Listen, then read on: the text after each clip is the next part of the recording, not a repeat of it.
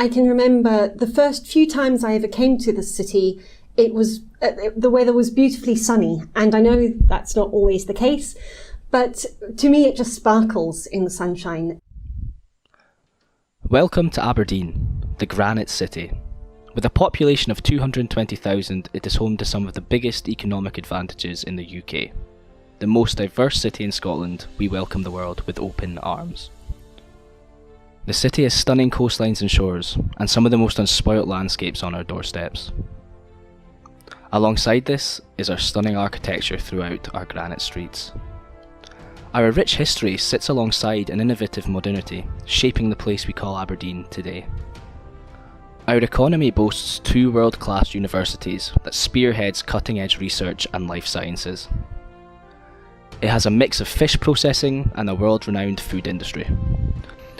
And its strong public service sector sits alongside vital, innovative medical research. It's a city that isn't defined by the culture and politics of London, or the Scottish Central Belt for that matter. Rather, its gaze is more towards the north and the expansive North Sea it rests upon. What also makes the city unique is our economy. Being the oil capital of Europe, our politics are focused far more closely on the oil industry. But Aberdeen is a city in transition now. It is pushed and pulled by international events like oil price crashes and global warming, as well as more domestic ones like Brexit. And the impact on Aberdeen is significant. This documentary will look at some of the issues Aberdeen has experienced, and now experiences. And think about what that means for our city, as we transition into a new and potentially complex future. Oil and gas sits at the heart of the Aberdeen economy.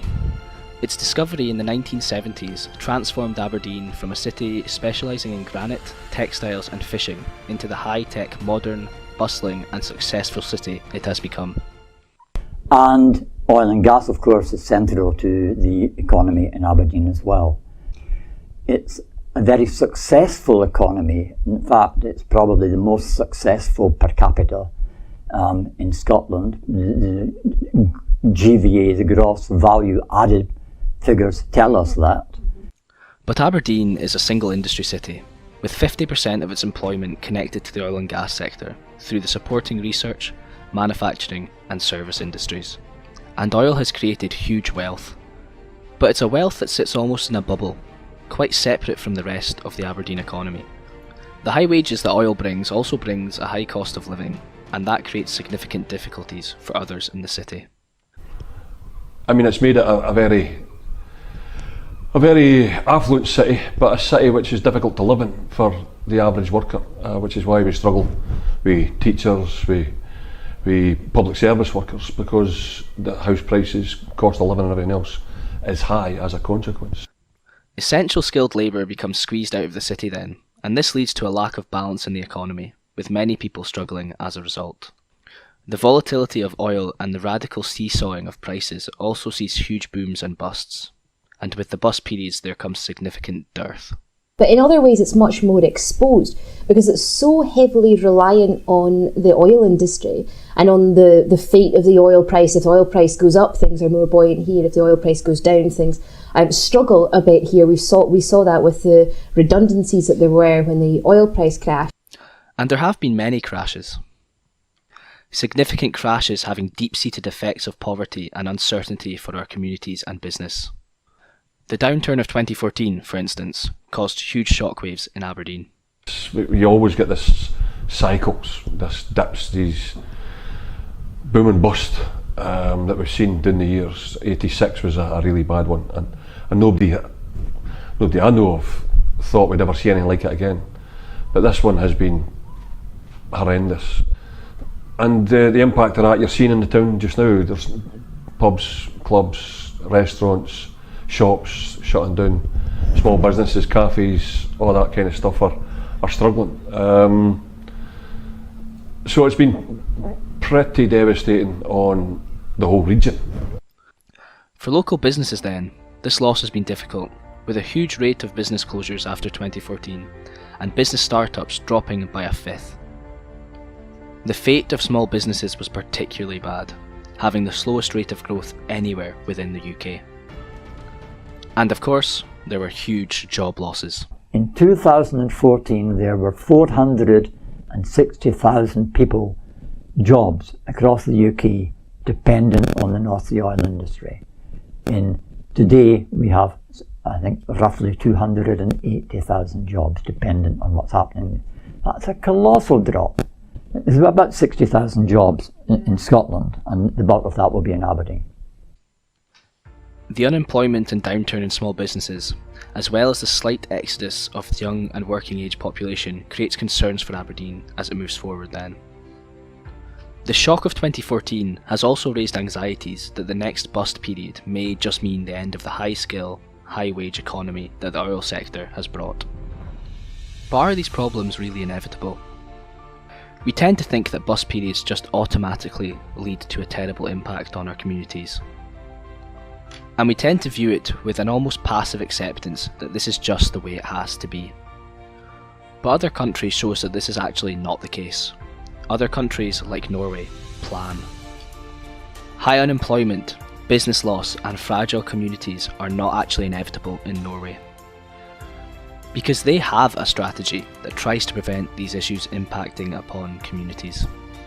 With the same levels of oil production as the UK and a population the size of Scotland, Norway created a sovereign wealth fund, a rainy day savings account built up from oil revenues. Holding $1 trillion, it is the biggest fund of its kind anywhere in the world. But more importantly, that fund is kept to ensure financial security for its citizens. That's what the fund is there for in Norway. That's what it's being used for. You know, when workers are made redundant in Norway from the energy sector, they're able to sustain a standard of living which allows them to continue to contribute to the economy. They're no queuing up at food banks. There's a fund there. Contrast this with the effects of the 2014 crash and a decade of austerity. For the first time in Aberdeen, we have seen redundant oil workers turning to food banks in desperation. A very stark contrast of what our reality is here and what might be with different political choices. Importantly, the Norway Fund is also to use to stabilise the economy and help prevent the economic slowdowns that can happen with oil. Stavanger hasn't actually seen massive falls in its economy. It hasn't, the oil price hasn't really impacted there anything like it has. But other countries haven't been having the same problems because they've anticipated that oil prices are volatile. They've invested in oil funds. They've invested in new technology. They've invested in innovation. After the oil price crash in 2014, Norway used its oil fund to prevent its economy from sinking. This didn't completely protect Norway from the effects of the oil price crash, but its strategic planning offers a stability for its workers and communities. Planning, however, is very much absent within the UK thinking. For the UK has developed a very short-term and chaotic approach to our economy as far back as Thatcher. The treatment of the coal industry highlights this very clearly. As inevitable as this decline might have been, the lack of a planned transition created real distress for mining communities. You know, we saw the damage that the collapse of the coal industry in the UK, especially in parts of the central belt of Scotland, did to the communities, never mind the economy. In the 1980s, when the heart and soul was ripped out of those communities, when mining was closed and no alternative source of income, no alternative industry was available, I think that's been one of the biggest crimes for our community economies that has happened. And we cannot afford for the same thing to happen to the oil and gas communities, and especially to those affected in Aberdeen. With unemployment levels reaching as high as 50%, the effects are still felt today, 35 years on. And this becomes a stark lesson for us as we think about the future of oil and the future of Aberdeen. Because the same patterns are repeated here. A pattern that has come to define how the UK works. It lets declining industries crumble by the wayside. It leaves a scrap heap of redundant workers, struggling businesses unsupported, and communities vulnerable. It hasn't managed the oil and gas industry properly, and also in terms of Norway in particular, a large percentage of the profits are actually generated by a nationalised oil company, Statoil, and if you compare that to the make money quick cash cow attitude that the UK government's had to it, then it's that's actually caused the problem, not the dependency on oil itself, on gas itself. What has come to define a UK strategy is actually a financial mismanagement that considers only short-term economic benefit, at considerable cost to our people, local business and communities. And Aberdeen cannot afford to be the result of yet another example of this UK mismanagement. More than this though, our natural resources and wealth have been squandered. What happened in Norway should have been replicated in Scotland. Had it been the case, Scotland now, I believe, would be the wealthiest country in Europe, and Aberdeen would be the wealthiest city in Europe, had Scotland had full control of oil that lay in its waters. I mean, it's a tragedy of epic proportions what's happened to North Sea oil. Of course, this mismanagement seems to have crescendoed into pure economic self-harm as we fall off the cliff into Brexit chaos. Against all the evidence that Brexit will be bad for the economy, it is being pursued regardless, with no consideration for the effects that this has on society. Now we have a case study of the UK government actually promoting and following a policy which it knows full well will cost tens of thousands of people in Scotland their jobs. They know full well it will increase the cost of living. It's following a strategy which is deliberately and aggressively going to harm Scotland's economy. And Aberdeen is set to take the worst pounding from this, tipped to be the worst affected city within the UK. It's not just the uncertainty it gives to the oil industry, but the massive disruption it has on Aberdeen's other industries like agriculture, food and technology and research. Brexit will also cause massive problems recruiting essential public service workers like teachers and nurses, creating even more strain on our communities whose educational and health needs lie unsupported. A post-Brexit Aberdeen paints a severe and gruelling picture then, as our industries, public services and opportunities drastically decline. Brexit is not a blip within the UK structure though. It becomes the inevitable conclusion of many decades of financial mismanagement and its short-term chaotic policies. But this doesn't need to be the case. This does not need to be the future of Aberdeen or Scotland. A Brexit economic disaster cannot be all our city deserves. Can we really afford to wait around and hope that the UK will come to its senses? Because the UK can't plan for next week. Let provide a long-term economic strategy for Aberdeen. We deserve so much better. And we cannot allow Aberdeen to be left by the wayside against the Brexit chaos. There surely has to be another way forward that can protect our city and our jobs. That can build a positive future for Aberdeen, one that builds prosperity, and one that recognises all our needs within Aberdeen. It's in the first instance, I suppose, creating a plan.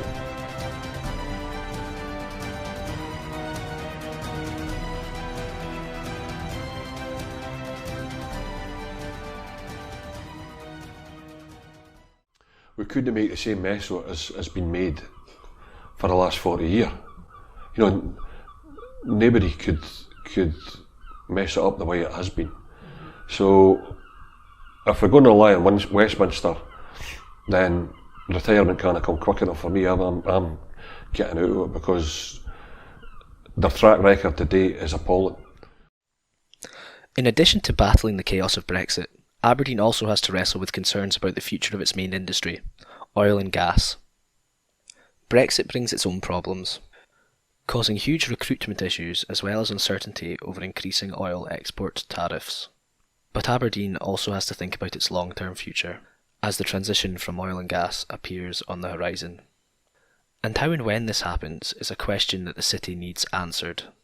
We've had a fantastically successful period with oil and gas. There still is another 30 to 40 years of successful economic extraction of oil and gas, but actually let's start looking to develop a technology or energy technology that will never run out, that is constantly renewable, and Aberdeen's in a fantastic opportunity, a fantastic place to take advantage of that.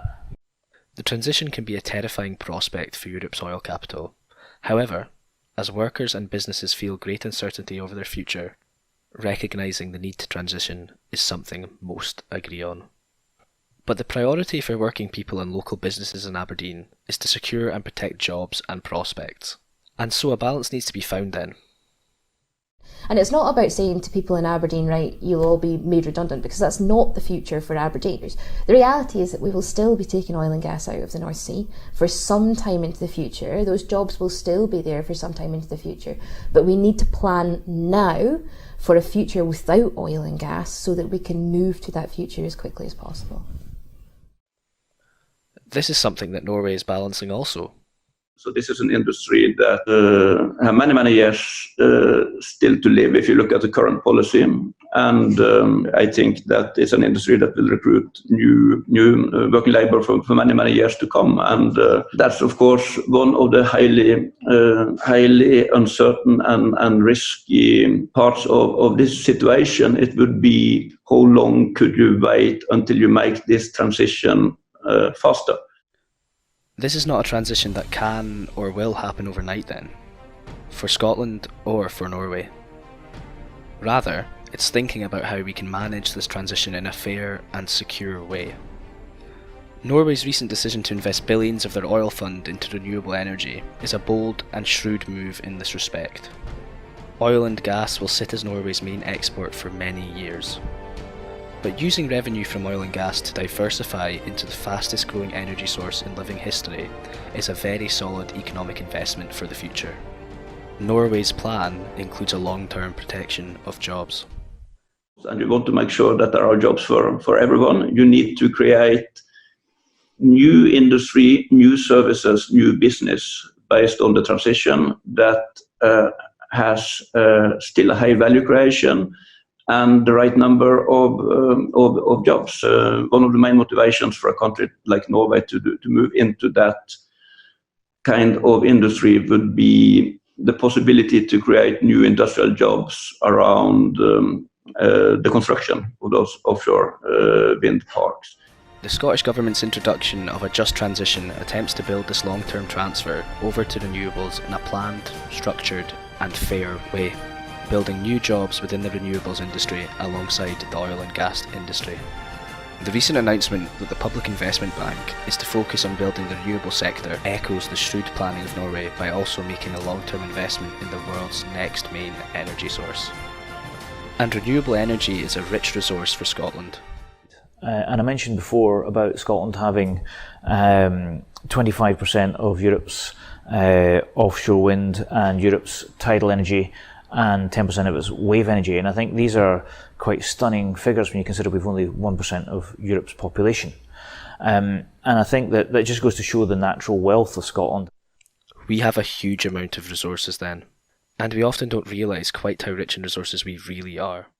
If you take into consideration the offshore region of Scotland and the 1/3 land mass of Scotland, when you add the two together, Scotland is really in control, or should have the rights to more than 50% of the resources of the United Kingdom. We own more than 50% of that, offshore, onshore. This is quite a remarkable account of our resources, and renewable energy becomes a phenomenal part of this. The just transition means we can utilise oil and gas as to develop the new industry, and making the most of both. A recent Scottish Government initiative, for instance, is looking at ways renewable technology can integrate with the oil and gas infrastructure.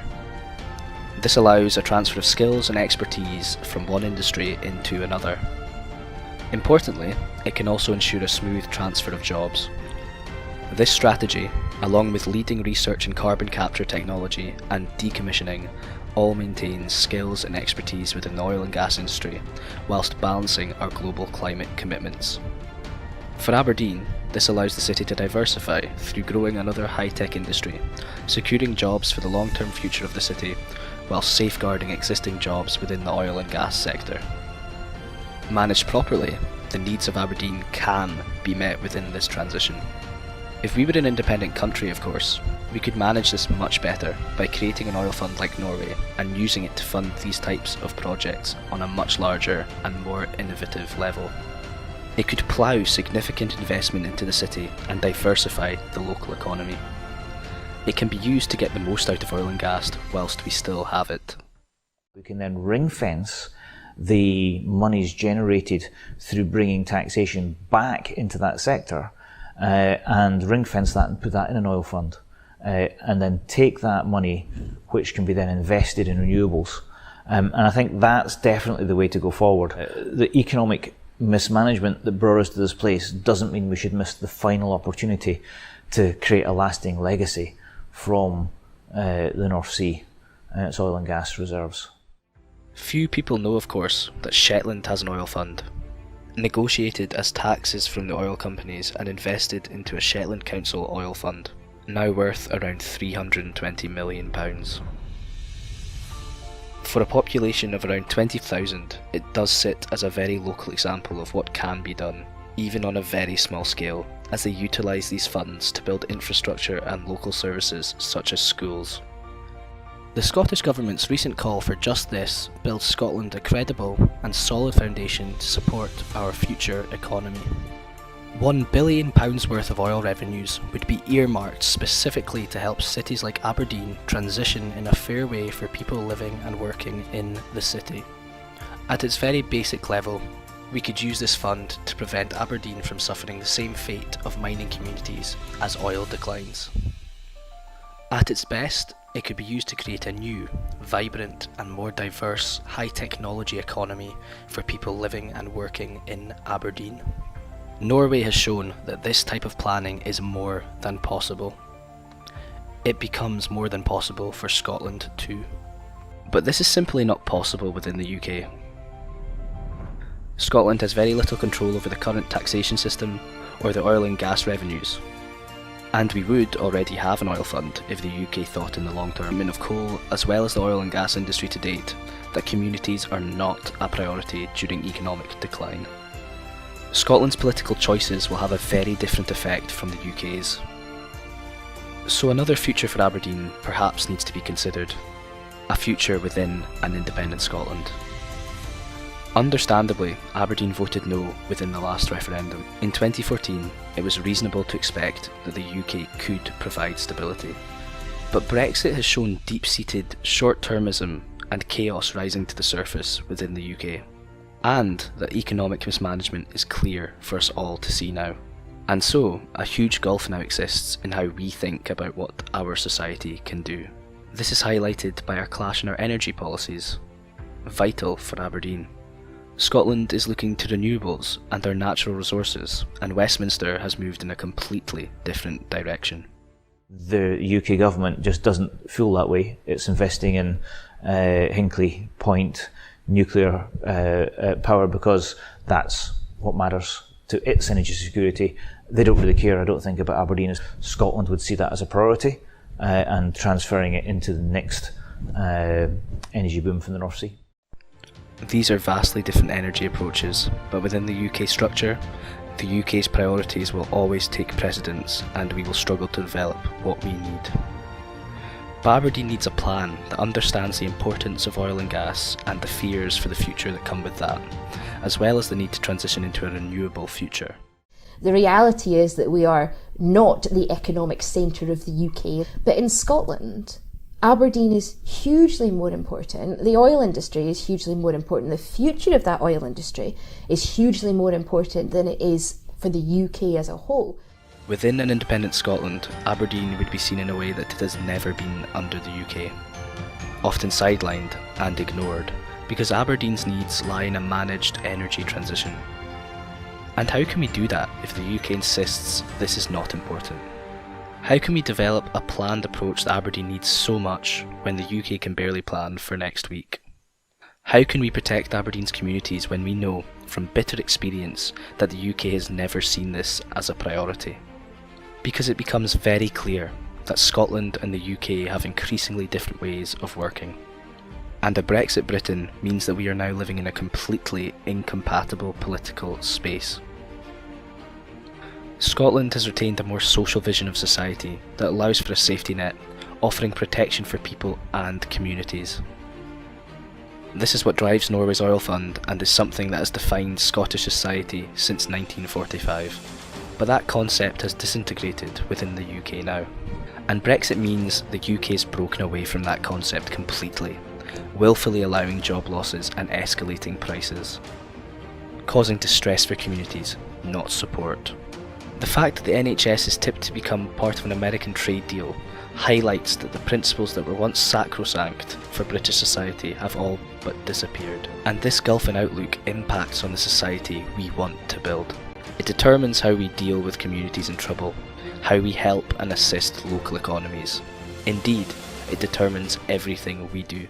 When we saw the massive issues when there was the oil and gas price crash back in around 2015, 2016, the Scottish Government would have moved to fix that so much more quickly, or to mitigate the effects of that so much more quickly than the UK Government did, who sort of said, this doesn't matter, let's just ignore it for a while and hope it goes away. And it didn't go away, so Aberdeen needed that help.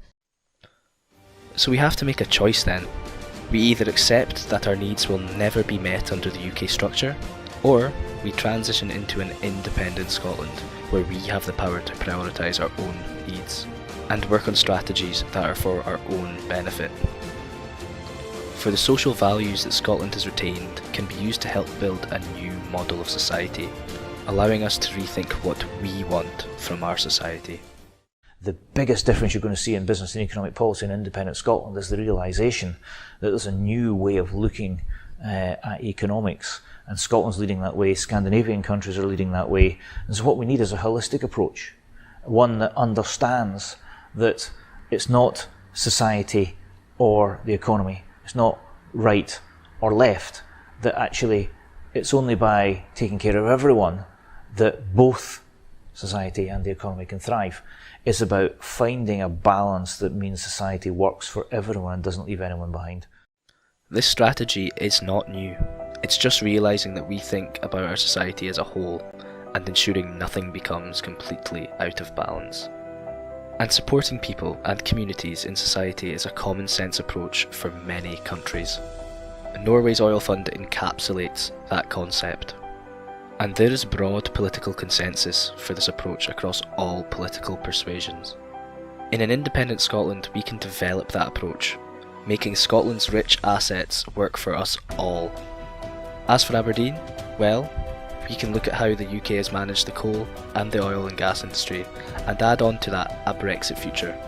Then we might want to ask what that means for the future of Aberdeen.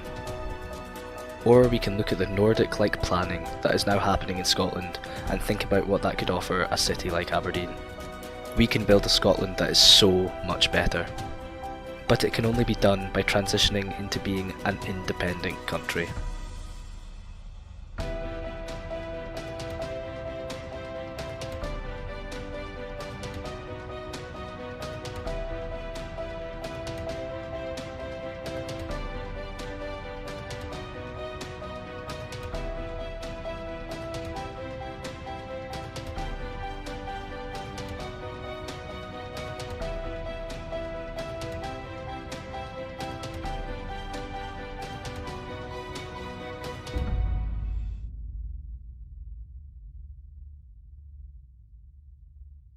I'm here with Siobhan Tolland from Unchained Media Scotland, and we're going to be talking about the film that they made for AIM about Aberdeen and how it can transition. So I guess, do you want to begin by just telling us a bit about this film? Oh God, you know what? It's been ages since we even did it. It's an interesting one, isn't it? Because, history moves so fast now that by the time we'd finished it, it'd almost been slightly... we had to update it because history is moving so fast.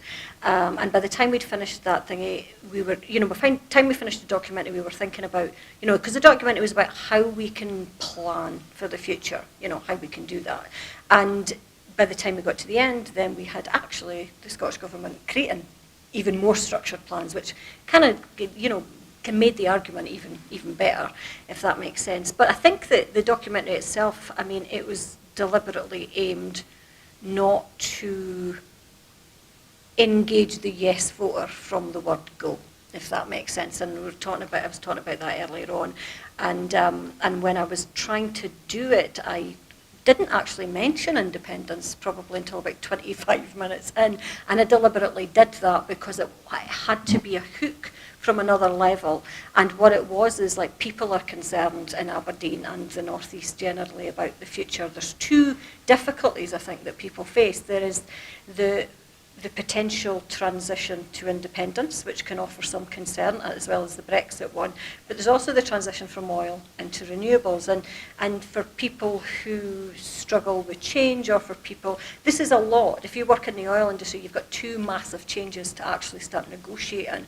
And so there's that element of trying to, the document, it was attempting to try and build a structured future, but also look at the Norway model, which is a kind of, I think, a brilliant example, and to create that sense of what, just because the UK's done it, just because the UK never really thought about the transition away from coal and left communities bereft, etc., what the UK does is not normal. Actually, what's normal is countries like Norway that build for the future, that plan, that have basic common sense attitudes to how we build and how we work in an economy.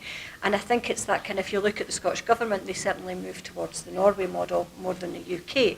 So there's an element, I think, for the documentary that needs to offer a stability for people to make sure that they feel confident that their future's not going to be detrimentally affected. And that's what it comes down to. For a lot of people, the transition into renewables is a noble thing to do.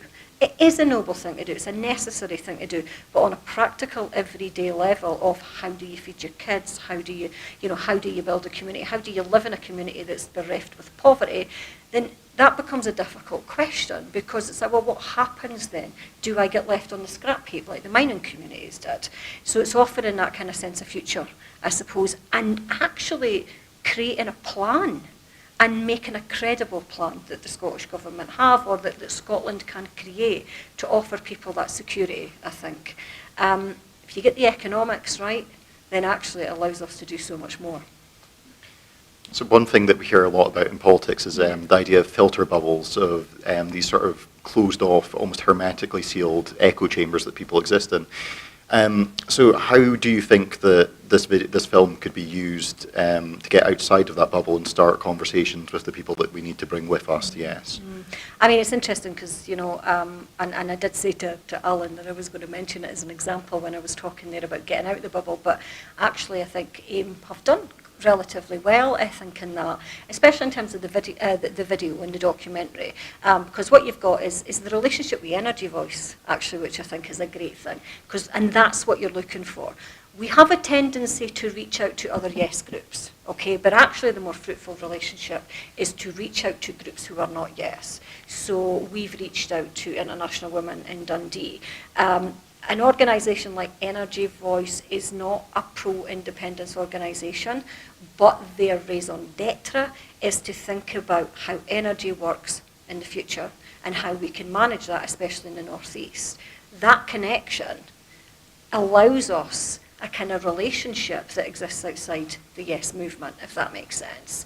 I noticed, I think that Jake Malloy said he's going to share it amongst the union. Well, there's another conduit that you can have where you basically, it's outside the Yes bubble, but there's an organisation, because everybody has a stake in how we develop that future. And in the North East, especially with the kind of the energy issues, everybody has a stake in developing that future.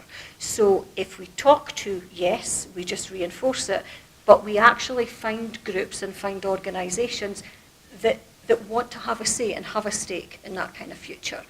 One of the things that I did in Dundee was actually develop very close relationships with the European movement in Scotland, for instance, because we both, we all passionately believed in Europe. Again, it's not the Yes bubble, it's actually opening up the conversation and actively just almost dismissing. That sounds a terrible thing to say, but there's a role for Yes groups, and I think it's taken us so far, and I think we actually need to be very, very grateful to that kind of movement that it's brought us so far. But it is time to start the conversation. And Nicola Sturgeon was very clear on that yesterday. It is a conversation that we need to make. It's about finding organisations that you have common ground with. I think that's meandering's got to that point. It's finding an organisation that you have common ground with. In Aberdeen, it would clearly be things like the energy sector, or in the North East, the agricultural sector. Scotland, the brand campaign is actually a really good example of that, where it started off from a Yes campaign as part of a Yes thing, but moved out of that and became something bigger and engaged so many more people beyond the independence movement. And that's kind of what we need to do. The documentary itself, I think it's because it deals with Aberdeen and because it deals with the North East, then that's the kind of hook. It's people who's invested and has an investment in that future. That's who you try and get it out to. I don't know what the contacts are in Aberdeen, but I would literally go through and find any organisation that has an interest in how the North East is going to move forward and get it out in that way. So do you believe that a locally focused documentary is a model that could be replicated across Scotland for different groups? I don't think we have a choice but to go local.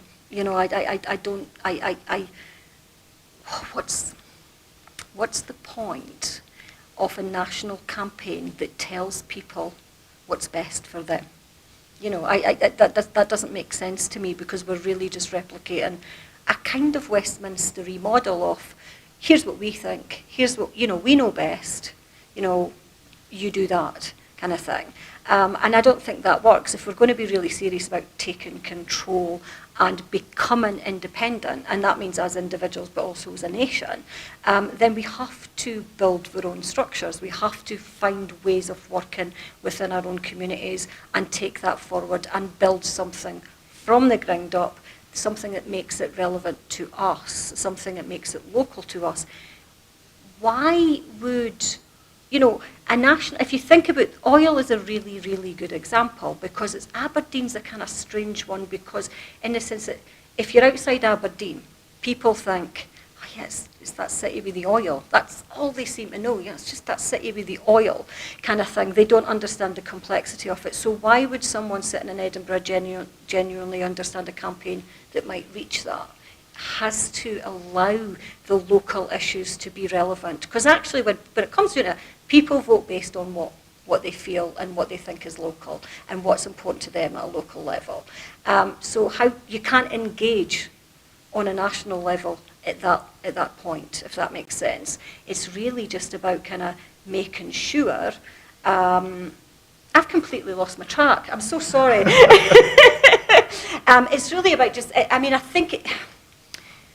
How do we take control of our future? How do we build independence without having a regional policy, a regional structure, or where we kind of begin to decide what's best for us? And that's what it comes down to. And do you believe that it's possible to have this regional model where groups are able to build campaigns that resonate with areas without it contradicting some sort of national campaign or creating confusion amongst voters as to what the actual Yes campaign is? I think if it's well managed, I think we can allow a structure that can do both. Actually, I think that what we're finding is that there's a lot of areas where Scotland can build common consensus across the board. Okay, because we all want a renewable future, and that's across party politics as well as regions. We all want an NHS. We all want things like free education. So there's a lot of issues I think that we can build on at a national level, but that it allows a structure for a regional model to come in and say, these are some of the issues, but this is how it's relevant to us. If you look at a renewable national structure, for instance, if we moved on a kind of, let's say you built a campaign on how to build a renewable future, well, it will be different for Ayrshire. Of course, it's going to be very, very different for Ayrshire. We can still do it at national level, but actually what we need is the flexibility within that model to allow regions to work within that and create their own narrative that fits them, if that makes sense. I think it has to be carefully managed. I think the problem that we may have with that is that we have a lot of people kind of firing off in different directions, so it requires a lot of discipline, actually. And it requires a synchronisation almost of the messages, but how we do those messages being very different. So just finally, would you say that we've entered a new phase of our campaigning after yesterday? Oh God, East Coast dead. You know, it ended yesterday at 11 o'clock, and there's grief now. I mean, I feel that on a very kind of emotional level, and I think Scotland is beginning to feel the loss of what's just happened, and there's anger as well, because we've been ripped out of something that we have hundreds of years more connection with than we ever have had with the Union. There's a strong history of a European connection with Scotland, and that is a really difficult thing. But yeah, it has changed. Brexit always changed. I mean, Brexit changed everything from the moment it happened. Brexit changed everything. But what we've got now is almost a nation in mourning for something that, you know, has been ripped out of our hands, despite all the protests. I think we've reached a point genuinely where the common sense of the Scottish electorate is that, nah, this isn't right. We didn't have that in 2014. We had something that was a leap into the dark, where the UK offered stability and we offered a wing and a prayer, for want of a better phrase. But what we've got now is a consensus of almost common sense understanding that this is not what we want. This is absolutely not what we want. And that gives us something massive, I think, to build on. I think that Europe figured in the last referendum.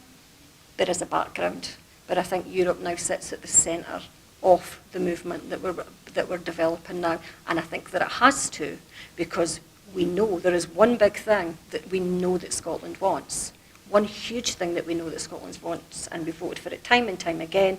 The common consensus is around Remain. That's what it is. We voted for it in the Brexit referendum, we voted for it in the European elections, and we voted for it in the general election as well. The biggest consensus that we have at the moment is that we want to remain. That changes the campaign completely. It changes who we speak to within the campaign.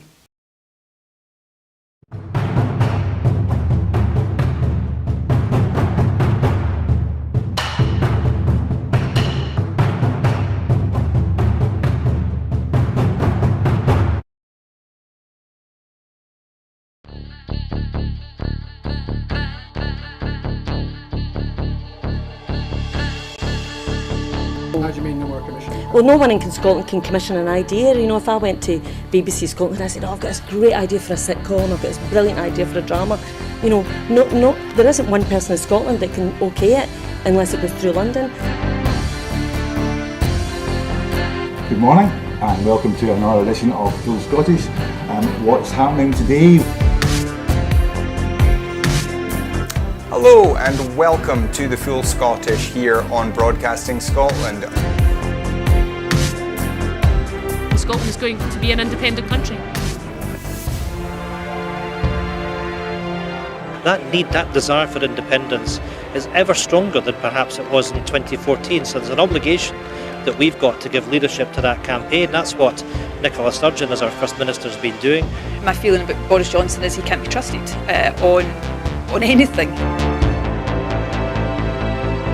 That is now and forever will be known as the rape clause. I'm old enough to remember going into Europe in '73, and I remember how much of a razor's edge that was a balanced stone. And I think we made it by 53%, if I remember correctly, for going in. And ever since that time, England particularly has been pretty much schizophrenic, down the middle about whether it felt British or whether it felt European. And that schism, that crack has remained throughout English society ever since. Scotland means business. Scotland's voice won't be stilled, it won't be silenced, it has to be heard. The work that's been done by Broadcasting Scotland in giving community activists, yes activists, Scottish activists a platform other than the traditional media outlets.